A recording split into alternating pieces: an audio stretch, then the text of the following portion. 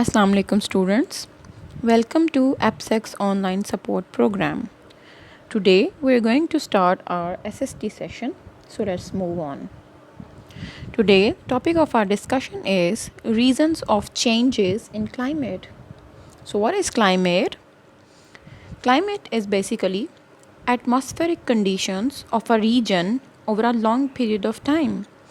These atmospheric conditions can be temperature, rainfall, etc. So, first of all, we can see that latitude in climate zones. That what are the effects of latitude on climate zones?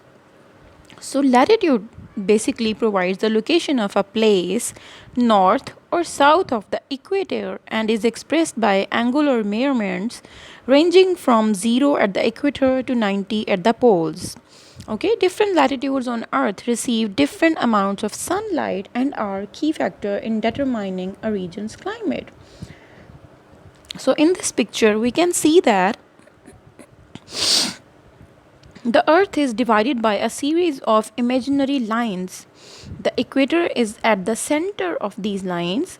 It divides the earth into exactly two halves, the northern hemisphere and the southern hemisphere. The sun rays fall directly on equator. The distance between these poles determines that this region is cold or hot. So the region which are lying in the mid of equator line, or you can say they are lying on the equator line, they are more hot because sunlights are falling directly on this part on the or and these countries are mostly they are hot countries like Pakistan also on equator.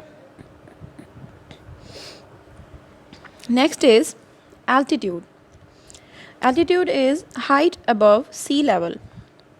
In mountain areas, there are major climatic differences from the bottom to the top. As air rises, it loses the ability to hold heat. It gets colder for every 300 to 400 feet you go up. So, you can say that the higher the place above the sea level, the cooler it will be. Next is distance from the sea. The sea is cooler than the land in summer, but because water can retain its heat longer than land does, it becomes warmer than the land in winter. So, we can see that areas which are situated near the sea that are very you can say balanced climate is there, like Karachi.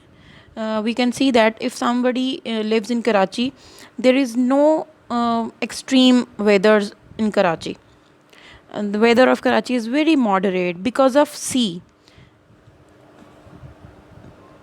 So I now you can understand the reasons that why some regions are hot and why some regions are cold. So hope you can understand well these topics. Thank you.